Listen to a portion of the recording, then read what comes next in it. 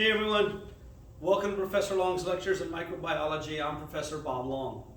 As you know, these videos are intended to provide a basic and fundamental understanding of some of the foundational principles in microbiology. By no means are these very deeply detailed explanations. Most of the students taking microbiology for the health sciences are not going to go into the sciences and need to understand this stuff at sort of the research level. You are going to be clinicians, and so you need to know some information, but not all the full gory details. And of course, the more the government gets involved in education, the more difficult they make it for us as educators. I know they are well-intentioned, but very often the rules have the opposite effect of what they want.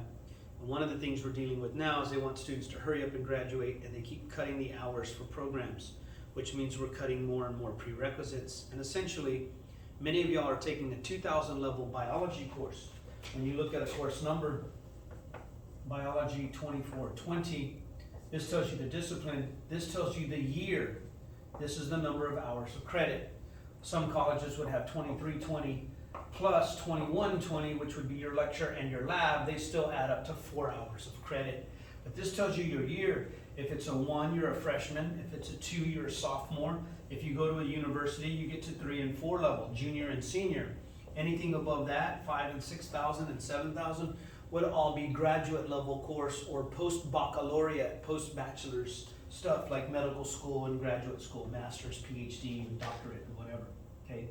Well, we are now the state is trying to cut program degrees to a minimum, and if you're going into the health sciences, you have so many clinical hours that you need that they're cutting the prerequisites, and now many students have had no 1000 level science courses, and now they're taking a 2000 level microbiology course. So we got to kind of go back and simplify things so that everybody can understand it. That's not an insult to anyone's intelligence. If you don't have the foundation already built, we have to build the foundation and add the details. Therein lies the difficulty of what we're doing in these courses.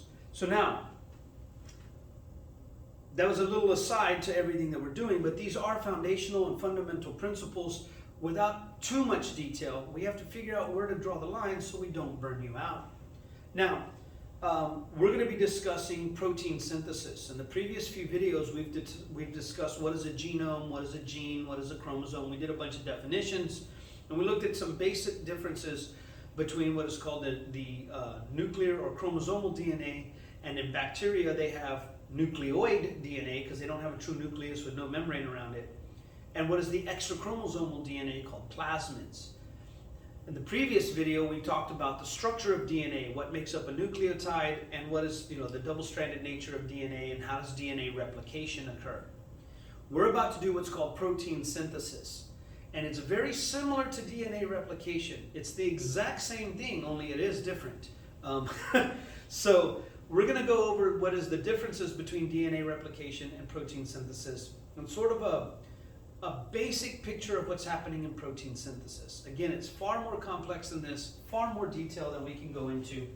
And I'd love to go into that detail, but we're not going to do that now. So, in DNA replication, just for a quick overview of the two. In DNA replication, we have a double-stranded DNA molecule .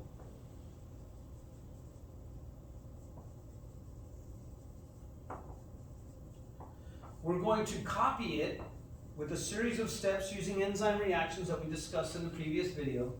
And I'm going to have 2 of my old pieces of DNA and a new piece of DNA copied with DNA polymerase, and they get put back together with all their chemical bonds, so that now I have 2 identical copies of my original. That's all that DNA replication is, as we go from a single-stranded DNA molecule to 2 identical copies of that single-stranded DNA molecule.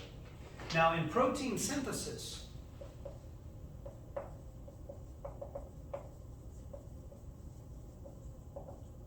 the idea in protein synthesis is we're going to go from a DNA molecule to what's called an mRNA. We're going to talk about what that means, messenger RNA, to a protein.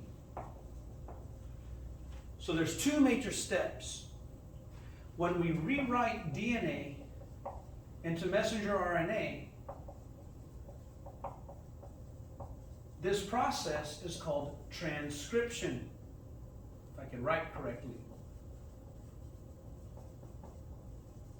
Anytime you have script, to write, to scribe, escribe if you speak Spanish, transcription means to write across. And what we're going to do is we're going to rewrite DNA into messenger RNA.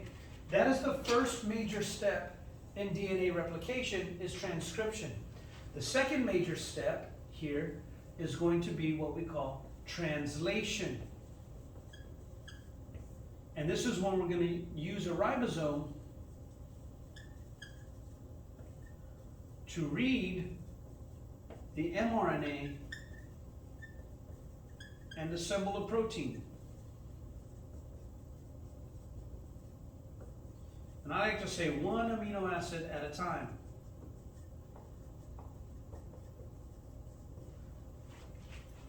So,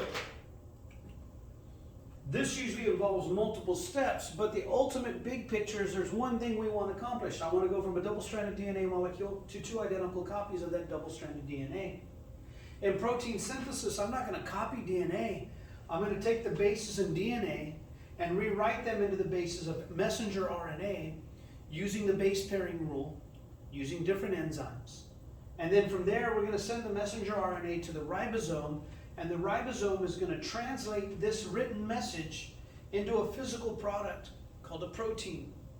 And it's literally going to read the message and say, I need this amino acid first, I need this amino acid second, then this amino acid goes third, and as it builds it and goes down, you're going to see the amino acids being assembled into a protein, and when the ribosome gets to the end, it releases the protein to go do its function.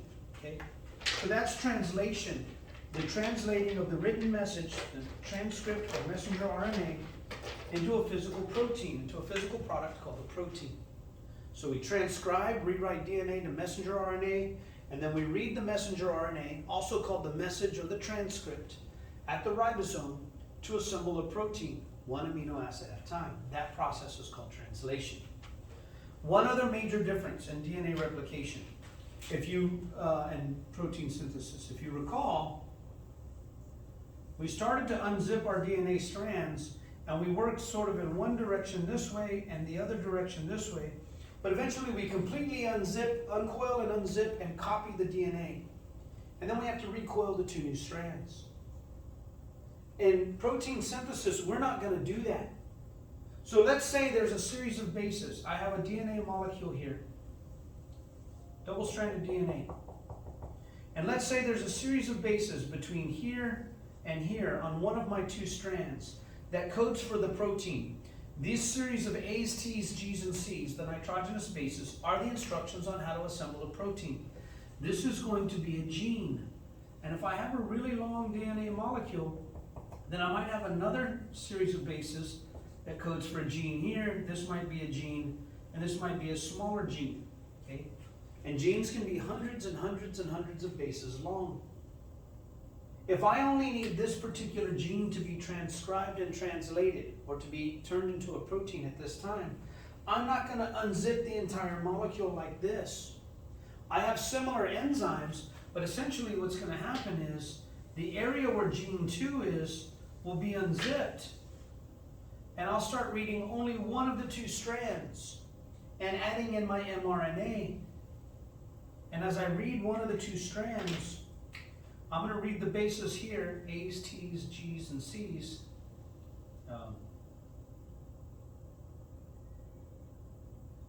Let's say I have TAC, GGG, CA, TCT or something.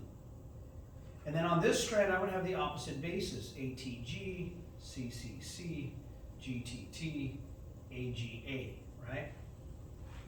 Well, I'm only going to rewrite one strand. The other strand, I don't need the information that's on it because the bases have a different order. And we're going to read these bases in series of 3. I'll explain in a moment. So what's essentially going to happen is there's going to be an enzyme called RNA polymerase. It's going to make a polymer. A's means it's an enzyme. It's going to make a polymer of RNA. It's going to stick RNA nucleotides together into a polymer. Where when we made copies of DNA, we use DNA polymerase. Here we're going to use RNA polymerase to rewrite DNA into mRNA. It's the transcripting enzyme. And what it's going to do is start to read a series of bases. It's going to bring in the opposite bases here.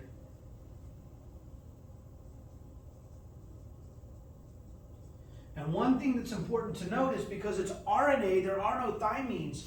Where I should have a thymine added here, I actually have uracils. And once I start to build this molecule, I'll actually start to peel the RNA molecule off and send the RNA molecule AUG, CCC, GU, ACA, right? That's my series of bases. The order of bases right now doesn't matter. Okay. As I peel these off, this gets put back together. So when I do transcription, I don't need to unzip the whole molecule. I only uncoil and unzip the area that has the gene of interest. And when I'm done rewriting the DNA, I have a molecule called messenger RNA, or mRNA. The mRNA will go to the ribosome will read this, and it will say, put this amino acid first, put this amino acid second, and so on and so forth. So we're going to talk about that process in a little bit more detail. But that's one of the major differences. In DNA, we go from one double-stranded molecule to two double-stranded molecules. In DNA replication, we can literally unzip the whole thing, and by the time we're done, we've copied it. In protein synthesis, I'm only going to uncoil the area on the chromosome of interest that has the gene of interest, and then I'm going to use RNA polymerase to use the base pairing rule to put in the correct series of complementary bases, peel that off and put the DNA back together. In case I need this gene later, I can open it up and use it, and the rest of the chromosome stays intact. And then when I peel this off, it goes off to the to the ribosome for translation. The ribosome will read this as a series of 3 bases at a time, and it says put this amino acid first, this amino acid second, and so on and so forth. That's our big picture, okay? Now, let me get into a little bit more detail and a little bit more explanation of this. And it's not going to be much more than that, but nonetheless, I want you to understand the process in some detail, because this is going to be important, okay? Now, let's say, for example, I'm going to put a long piece of DNA, a series of bases across here. But I'm not going to use A, T, G, and C. I'm going to use the letters of our alphabet. So it's not going to be identical, but this is sort of a representation of what I want you to see. Okay? When it comes to where we want to make a particular protein, there's a series of bases called a start codon, or a start, we call it the start codon, but on DNA, when I see a series of bases that codes for amino acid, so let's say, for example, I have 3 bases on DNA, TAC. These 3 bases are called a triplet. If I were to rewrite this in a messenger RNA, then the opposite bases would be AUG. This is going to be called a codon. So 3 bases on DNA that code for an amino acid is called a triplet. Okay? 3 bases on DNA. Let me rewrite that where it's more legible. 3 bases on a DNA molecule that code for an amino acid is referred to as a triplet. These 3 bases mean a specific amino acid, and there's 20 different amino acids we could code for. Now, the 3 bases on what we call messenger RNA, or mRNA, that code for an amino acid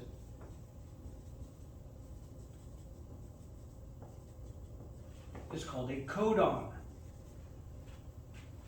And this is our code. And it turns out that we can figure out exactly which 3 bases or which codons code for which amino acids. For example, this codon, if I see AUG in this order, that means what we call the amino acid methionine. Methylamine. Okay? And there's 20 different amino acids. Another 3 bases might code for tryptophan or serine or threonine or cysteine or homocysteine or lysine. So whenever I see 3 bases on DNA, and they code for these 3 bases on messenger RNA, on DNA we call it a triplet, on mRNA we call it a codon because this codes for the amino acid methionine. I'll show you how it works in a little bit more detail in just a moment. Now, before I go any further, I want to show you something else, and then we'll get into how this kind of works. And I'm going to use a different lettering system, our alphabet, to show you this. But before I get into it, I want you to know this. There are 3 types of messenger RNA, whether we're prokaryotes, or 3 types of RNA that cells can use.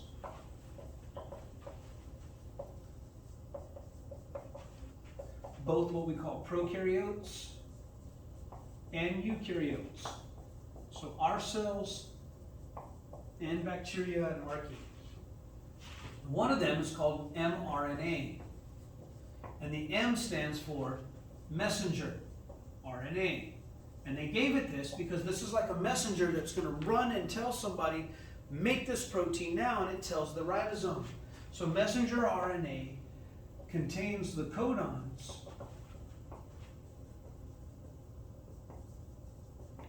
that instruct the ribosome as to which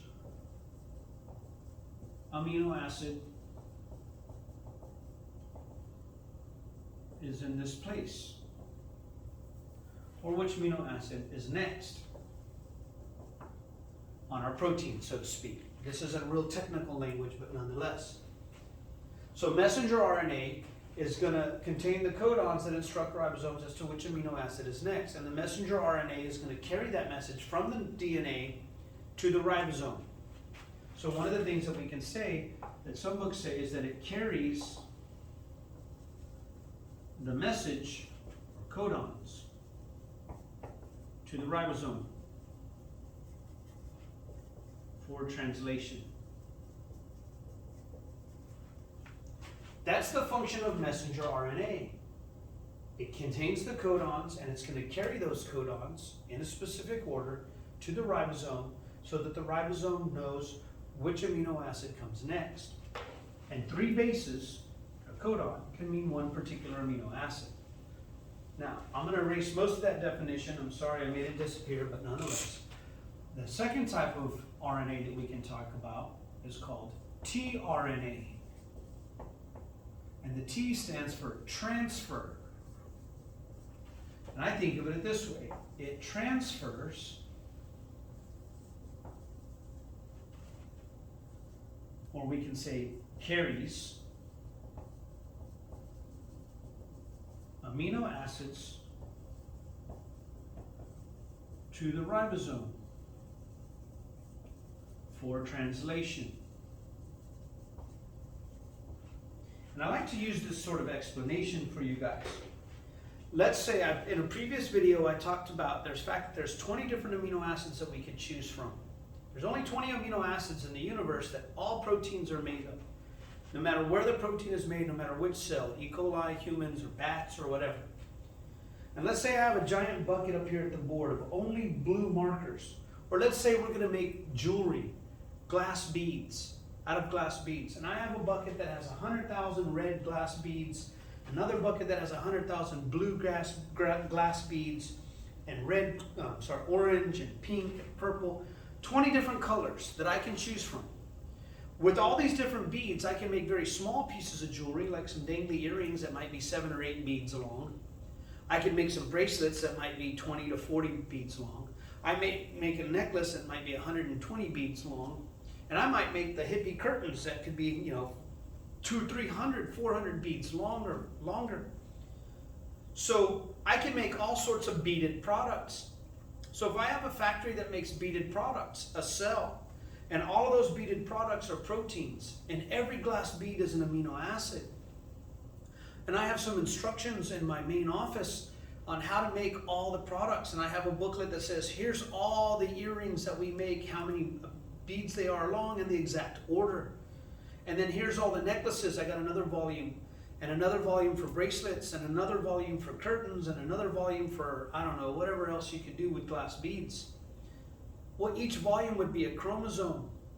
And in each chromosome, I have the instructions for a specific piece of jewelry, specific protein. And that's your gene. So one chromosome can contain many genes. And I can have multiple chromosomes in eukaryotic cells. Prokaryotic cells are simpler, so they don't need as much DNA. So they have a single circular chromosome, but it has all the genes, except for those we need in a little plasmid under special conditions. Now, when I go to make it, if I had, say, 150 students in here, or 150 employees in a factory, and I get an order from a company that says, I want 500 of these, 500 of these, 500 of these, and I got 150 students, I might go to my book and say, okay, this company needs 500 of this specific earring. Since Halloween's coming up, they want the ones that have all these colors, and they want 500 of these pairs of earrings. So I could go to my chromosome, find the instructions for that particular protein, then I could rewrite it. So let's say that my instructions are written in Greek and my employees can only speak English. Then I could go in and open it up, and instead of just photocopying it, I have to rewrite it into a new language. But I can rewrite it a whole bunch, and I can make 50 copies of my messenger RNA from my DNA, from my gene and my chromosome of my DNA. Once I rewrite it into the language, because ribosomes can't understand the T, the thymine in DNA. They can only understand the uracil or the U in RNA.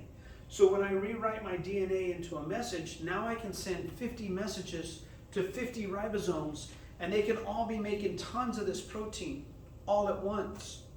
And if I have 50 more ribosomes over here, and I need to make some bracelets, then I can take that instruction, rewrite it from Greek into English, make lots of copies of that, and send all those messenger RNAs to those ribosomes, and be making a lot of that product.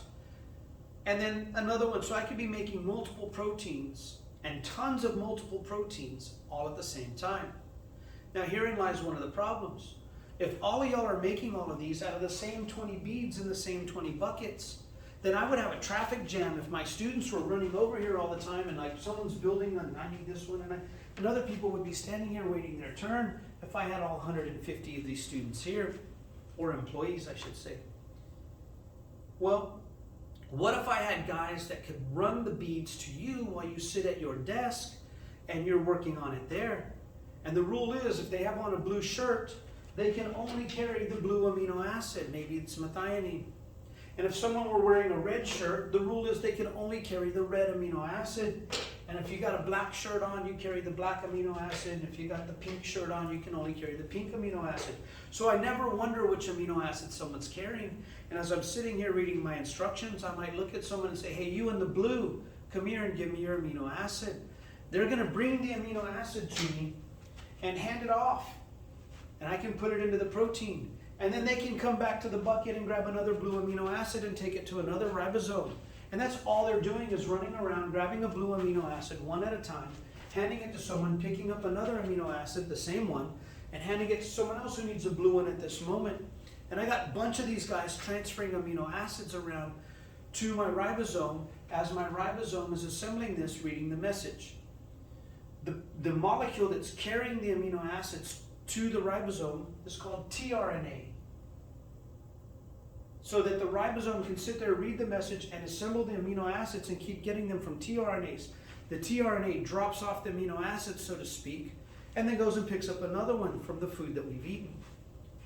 Finally, the last type of RNA, and we're not going to talk very much about this one at all, is called rRNA. And the small r stands for ribosomal RNA. Okay? Ribosomal RNA makes up most of the ribosome. Ribosomes are actually made up of a lot of RNA, but it happens to be called ribosomal RNA, and the ribosomal RNA also combines with some proteins to form a ribosome. That's all that you need to know about it. So ribosomes are made of RNA, and RNA can bind to this ribosomal RNA can bind to tRNA and messenger RNA at the same time. And as it reads the message, it tells the tRNA, come here. The tRNA matches up and binds, leaves its amino acid, and then moves off.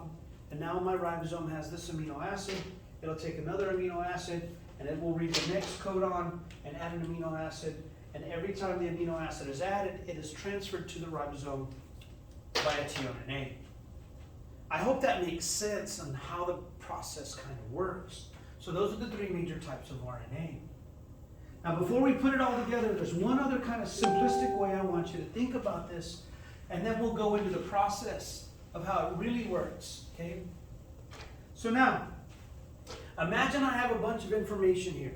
And because I live in South Texas and I speak some Spanish, and we have a high population of people who speak Spanish, being close to the border, I'm going to use Spanish because I don't know any Greek or very little, and I don't know a whole lot. But I know Spanish uses the same letters to some degree as our alphabet. So now, let's say I have a whole bunch of letters here. I'm just going to write some random letters across the board, but it's to illustrate something. So let's say I have this.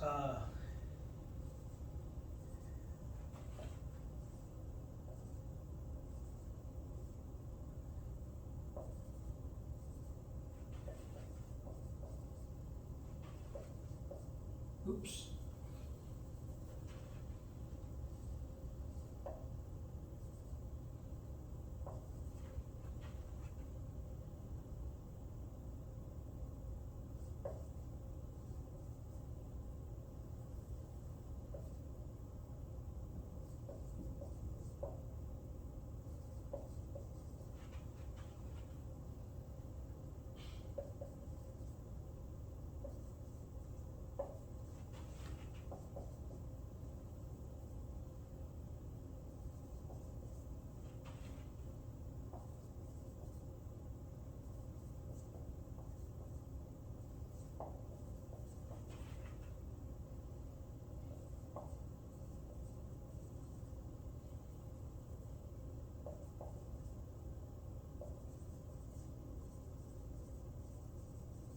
Let me see if I've gotten to the edge of my area of view here. Yeah, I sort of have. So I'm going to move my camera just a little bit.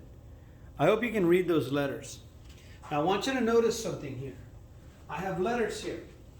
And if I go across, and you know how to speak Spanish, you're going to start to notice something. There's this series of three bases, this triplet, code for any colors in Spanish. Not that I know of. Neither does these three, or these three, or these three, or these three, or these three. When I read along here, I'm not seeing the abbreviations for any colors. But when I get to this capital letter tells me start reading here. It's going to set sort of my frame of reference. And I'm going to read three bases at a time. And I'm going to see if they make the sense for an abbreviation, a three-letter abbreviation for a color. Now, if you don't speak Spanish, it's not going to make sense to you. This is my DNA molecule, and I'm only looking at one strand. But when I start to do this, I see this as red in Spanish. Rojo is the color red. Sorry, let me do this. And those three letters mean I would put a red amino acid. And let's just say my little colors are going to be like glass beads or amino acid.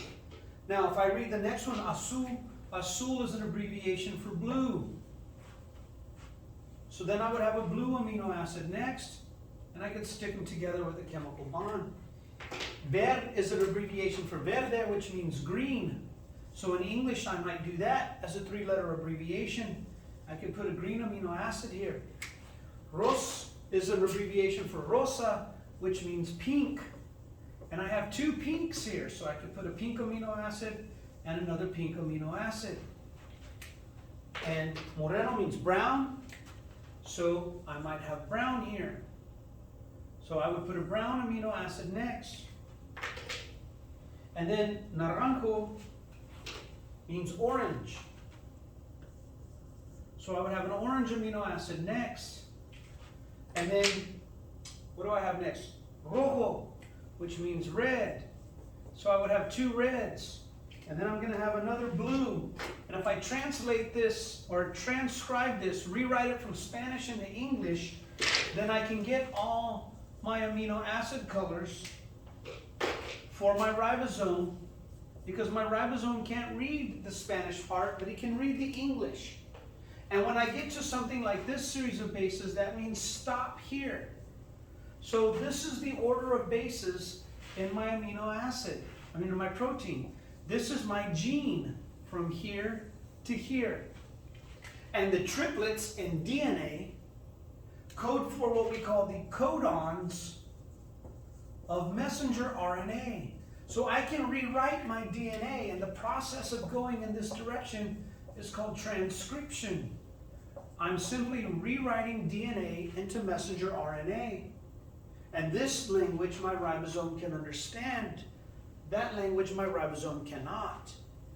And now that I have that, I can go read this message, and I can literally put the amino acids in the correct order. And when I'm done reading this message, I'm going to have my protein, a long chain of amino acids in a very specific order. And every time I transcribe this gene, I'm going to get the same codons and the same messenger RNA sequence. And then at the ribosome, we translate the mRNA into a protein. And the ribosome is going to read this. Now remember, the ribosome is going to have to ask a tRNA to carry these in. And so what happens is, I have this molecule of RNA. Now tRNA can be double-stranded. I can have a series of bases like A's and U's and C's, but every now and then some of them can stick together, and then I'll get these little bubbles of single-stranded. So I might have like an A, a U, and a C here, and then here I would have a U, an A, and a G. But sometimes I have these areas that are single-stranded, and then I can go back into double-stranded again, and single-stranded. And they look kind of funky like this. And so because I have these double-stranded areas with some single-stranded areas sticking out, they kind of look like a little T. Or to someone they did. So they called it tRNA, and then eventually became transfer RNA. At least that's what I think. And I'm going to have a series of bases on one of these little loops. No,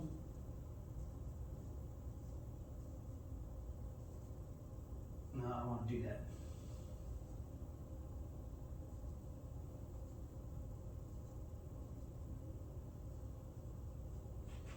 I might have 3 bases here that stick out more than these others. And we can refer to this as an anticodon.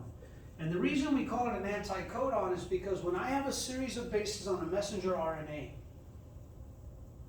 so let's say if I were looking at this messenger RNA and the real letters of RNA, then I might start with AUG as my first codon.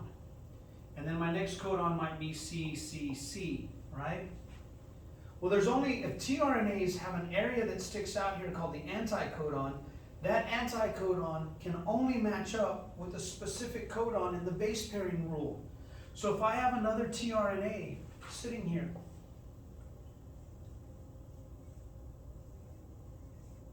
and in its anticodon I have UAC, this tRNA will bind with this mRNA at this location, because this anticodon matches that codon. And when I have this anticodon, I'm always going to carry a specific amino acid.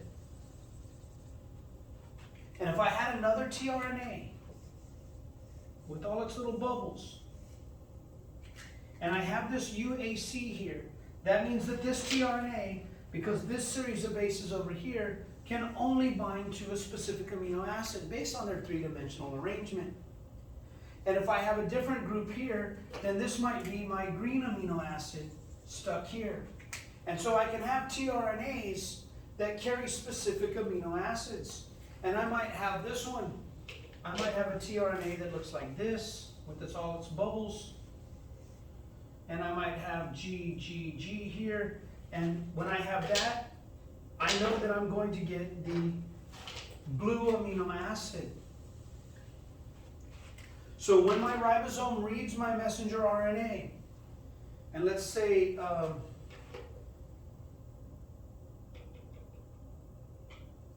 my next series of bases is GAU, and when I read these codons on my messenger RNA, and again, this messenger RNA is going to be really, really long, okay? When my ribosome is reading this mRNA, it's going to read two codons at a time. And as my ribosome is sitting here reading these two codons, and ribosomes have two subunits, there's only one tRNA that's going to match here. And as I bring this tRNA in and it's going to match its UAC, and I'm not going to draw the entire thing, it's going to have the amino acid, my red amino acid here. And as I bring in a second tRNA that's going to bind here, it's going to be this one. And that's going to mean I'm going to have the blue amino acid. And no other anticodon or codon combination works due to the base pairing rule. And then what happens is, as I get them close enough together, there's a chemical reaction that transfers this chemical bond from here to there. And as the ribosome shifts down to read the next codon, it's going to release these chemical bonds, these hydrogen bonds, and this tRNA is released. My whole ribosome shifts over a little bit. There's videos of this that are cartoon videos that are much better. And then there's only one, so it's holding on to one tRNA, holding on to the amino acid sequence.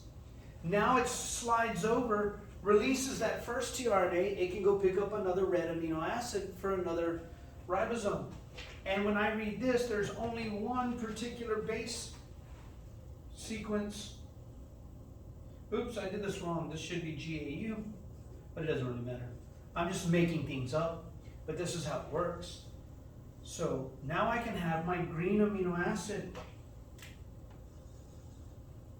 And then I will break this chemical bond and transfer it to this amino acid, and then release this tRNA as the ribosome shifts down and reads the next three. And when it reads the next three, it will bring in the appropriate tRNA that's going to carry my pink amino acid. And so literally the series of bases in DNA dictates the series of bases on messenger RNA, which dictates the order of the amino acids in my protein. The series of 3 bases in DNA is called the triplet. On messenger RNA, it's called the codon.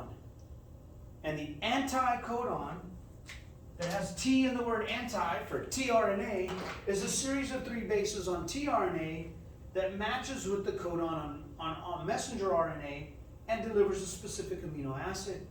And if you witness how this could happen, then you could see how the ribosome is shifting down, adding amino acids, releasing tRNAs, adding the next amino acid, releasing the tRNA, and literally, but still holding on to it until it gets to the end of the message. When it gets to the end of the message, the messenger RNA and the tRNAs go back and do their other jobs, and I would have my full protein. That's the process called translation. So we can do transcription and translation because we know the bases in DNA, which dictates the order of bases in messenger RNA, which dictates which tRNAs can bind and which amino acids can go in there. Okay? So that's kind of transcription and translation in a nutshell. DNA replication is totally different. Protein synthesis requires 2 steps. The first step is transcription, the rewriting of DNA into messenger RNA. We read a series of 3 bases that codes for the codons, the order of bases in the messenger RNA. We always have a start and a stop sequence, which tells us the beginning of a gene and the end of the gene, so that when we start to do this, RNA polymerase knows exactly where to start and start rewriting it. And there's a series of bases, and if this was molecular biology, you'd have to remember the start sequences and the stop sequences and things. We're not going to do that. You might even have to memorize which codons and which anticodons code for which amino acids. And that's when you get to higher level stuff.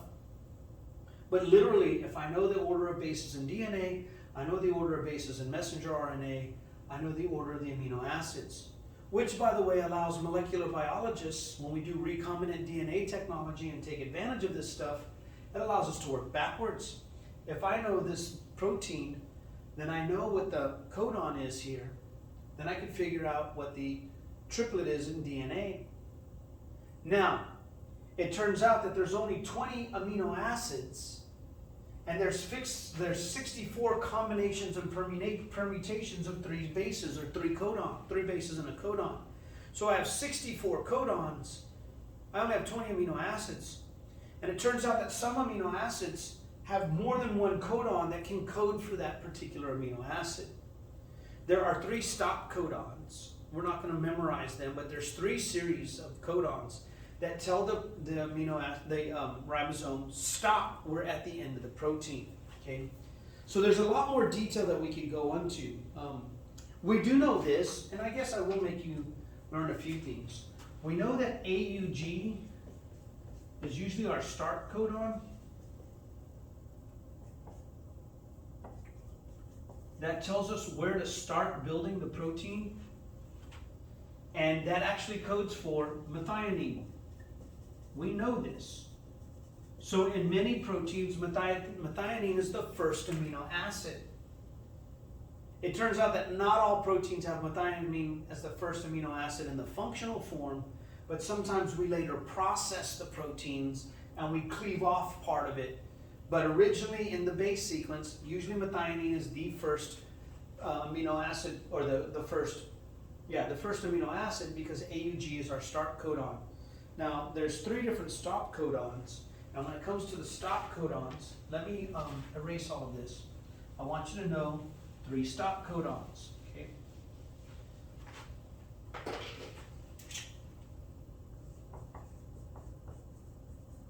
So one of the things that you should know is that one amino acid can have more than one codon. Some have only a single codon that means this amino acid, like methionine. But some amino acids, like serine, can have multiple codons, and it's just a small change in the series of bases. Now, our stop codons are UAA, UAG, and UGA. So if I change the last one or the second one to a G, then I get my stop codons. And whenever the messenger RNA has those 3 at the end, it usually means stop here, okay? So we could usually figure out where the beginning of a gene is and where the end of a gene is if we look at the DNA and we look for the AUGs in a certain frame, and we find our stop codons and our stop triplets. So we know a lot that we can start to figure out from this. And from here on, it starts to get more complex, and we're going to get into that in a little bit more detail later on. Now, one of the things that I do want to point out is sometimes we can get what's called a mutation. For example, when I'm copying this, when I have my DNA, let's say I have an entire set of Encyclopedia Britannica. If I were to go copy it by hand and rewrite the entire thing multiple times, because the cell divides and divides and divides, at some point somebody might make a mistake. And if somebody weren't paying attention, in here they might actually, instead of an S, put a J there. Well, then I wouldn't get a pink amino acid here, I would get red. You can see a very slight difference between pink and red, which means I would get this amino acid here. And if this particular amino acid is needed for protein folding to bind with another, and now I've substituted it for the wrong one, I might get a protein that doesn't fold properly, doesn't form the internal chemical bonds. Therefore, I might get a non-functional protein out of it. And when I have a single point where I have a mutation, we call that a point mutation. And in point mutations, a single base on DNA or RNA can result in the wrong amino acid being placed into our protein, and now our protein may be completely changed and maybe non-functional. So Sometimes changing just a single base in DNA or RNA can result in a totally different protein, and therefore we might lose function if this protein doesn't fold, and the original version of this protein that had a pink amino acid there might need that amino acid to fold up so that it can process. It might be one of the enzymes in the breakdown of glucose into pyruvate, and if I can't metabolize glucose and make ATP, the cell could die. So sometimes mutations are lethal, sometimes they're not. It might be in a totally unnecessary area of the DNA, like these areas in between genes. If I have a point mutation there, it doesn't really affect much. Also, there are chemicals that can insert in between bases. So let's say, for example, I have some chemical. One's called ethidium bromide. We use it to stain DNA, and it intercalates in between the bases. So let's say I have some chemical that can wedge its way in here. Now let's say I'm starting to copy this DNA molecule, and as my DNA polymerase is coming in and making copies, when it gets here it doesn't know what to do, so it inserts an extra base. And let's say it just randomly sticks a T in here. As it copies this, the next version of this is going to have a T stuck in here. It's got an extra base. Now, when I start to read this gene later on in my new cell, I'm going to read TRO and JMO and ERNA and ERA. Those don't mean anything. Now I've completely screwed up my protein. I may get a totally non-functional protein. The cell just might go, I don't know what this means, and I may have destroyed a gene. So sometimes we get point mutations, random changes. The cell might make a mistake and stick the wrong base in, and that could change my protein. Some chemicals can damage DNA by attaching to it and messing up how we read the DNA to build our messenger RNAs and therefore our proteins, like ethidium bromide. And ethidium bromide is considered to be a carcinogen. It's a dangerous stuff, and when you use it in labs to stain DNA gels or to see the DNA glow in the dark, or it doesn't glow in the dark, but you have to look at it under UV radiation, and you'll see where it's attached to the DNA, it glows this very bright, rich, like hot pink color. But that stuff is dangerous. So you got to wear gloves and proper protective equipment, because it could cause cancer. It could mess up a protein that tells your cells to stop dividing. And if you mess up that protein, the cell starts dividing uncontrollably. UV radiation can create thymine dimers. If I can pop a piece of DNA and make two thymines stick together and create a bubble in the DNA, when I replicate it, I miss all these bases. So I get all sorts of mutations that can result in all sorts of changes, whether we can make a protein, whether we get the correct protein or not, and therefore the function in the cell. That's sort of a fundamental, simplistic view of it. But anytime we mess with DNA, we can mess with the order of bases in RNA, which means we can mess with the amino acids in the protein, and possibly not even produce a proper protein anymore. Some of them are lethal mutations. Some mutations are not lethal, but they result in a changed organism. And very often, on a very rare occasion, it could lead to a new functional protein being produced, and now we can say that the organism has evolved and changed its genetic structure. The difference between adapting and evolving is now that that changes in the DNA, it can be passed on from generation to generation to generation, and all of its offspring would now have this mutation that provides a new function. And that might be a new protein that allows it to survive in conditions that other cells couldn't survive in. And if we encounter those conditions, all the old cells die off, and now the species has evolved. Anyway, I don't want to get too much into that. I hope that this makes sense. It's a rather simplistic view of protein synthesis. I think it's an effective way to think of it. Again, we would use A's, U's, G's, and C's, and T's, but I like to use the Spanish to English version so that you can see how a triplet codes for a codon, which codes for an amino acid, and on the tRNAs, the anticodon has to match with the codon for that amino acid to be inserted. So you see the importance of all of this. Anyway, I hope you learned something. I hope you had as much fun as I did. And I hope you enjoyed the process. If you did, please hit like, let me know, and I hope to see you on the flip side of the next video. Thanks for watching.